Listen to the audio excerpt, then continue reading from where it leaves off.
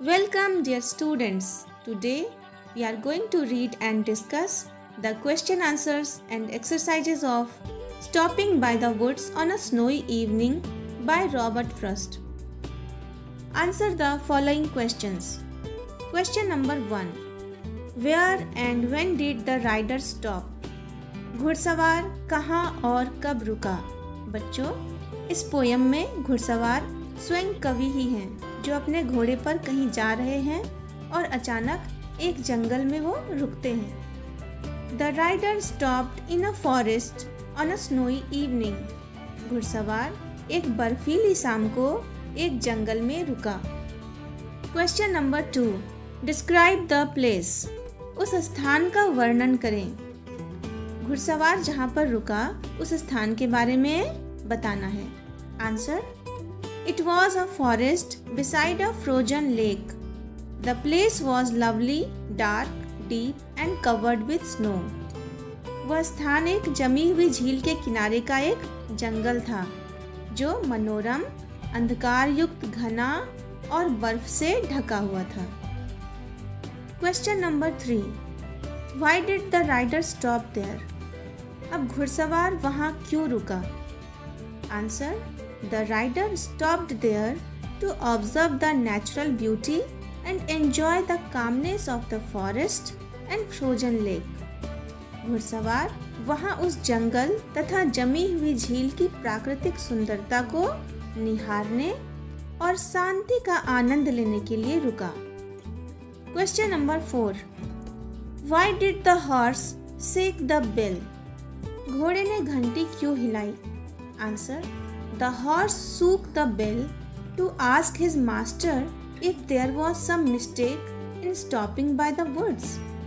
घोड़े ने अपने मालिक से पूछने के लिए घंटी को हिलाया कि क्या जंगल में वे गलती से रुक गए हैं। Now, answer the following questions with reference to context.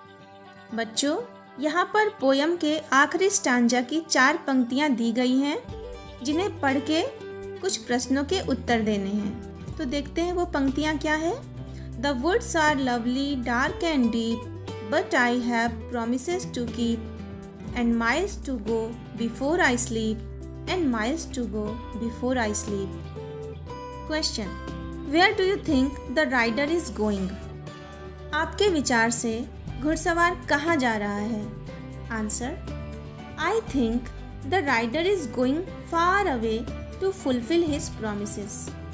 मुझे लगता है कि घुड़सवार अपने वादों को पूरा करने के लिए कहीं दूर जा रहा है। Next question: why can't the rider enjoy the beauty of woods for a long time? घुड़सवार लंबे समय तक जंगल की सुंदरता का आनंद क्यों नहीं ले सकता? Answer: the rider can't enjoy the beauty of woods for a long time as he has to travel far to fulfill his promises. घुड़सवार लंबे समय तक जंगल की सुंदरता का आनंद नहीं ले सकता क्योंकि उसे अपने वादों को पूरा करने के लिए बहुत दूर जाना है। Now, fill in the blanks with appropriate words to complete the summary of the poem. अब पोयम के सारांश को पूरा करने के लिए खाली स्थानों को भरना है। आइए देखते हैं। The rider stopped near the dash on a dash evening.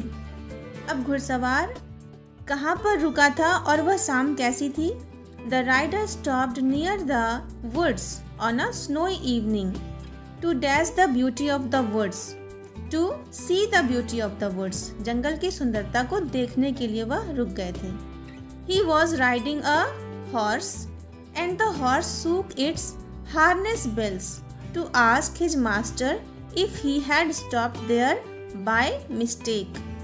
इसका मतलब हुआ कि वह एक घोड़े की सवारी कर रहे थे और घोड़े ने अपने गले की घंटी को हिलाकर अपने मालिक से पूछा कि क्या वे इस जंगल में गलती से रुक गए हैं।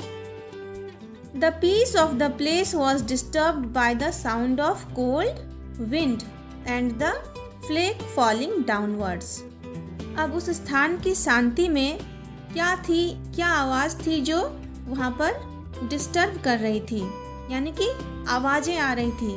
तो वह आवाज़ थी कोल्ड विंड की, ठंडी हवाओं और बर्फ के फाहों की। It was not possible to stop there, though the woods were lovely, dark and deep. वहाँ पर रुकना संभव नहीं था और जंगल कैसा था? लवली यानी कि प्यारा, डार्क यानी कि वहाँ अंधेरा था, एंड डीप और घना था। The rider could not stop long as he had to fulfil his promises. घुड़सवार वहाँ ज़्यादा लंबे समय तक नहीं रुक सकता क्योंकि उसे अपने वादों को पूरा करना था। And had miles to go before he slept. और रुकने से पहले उसे माइल्स यानी कि काफ़ी लंबी दूरी तय करनी थी। Now match the words in column A with their synonyms in column B.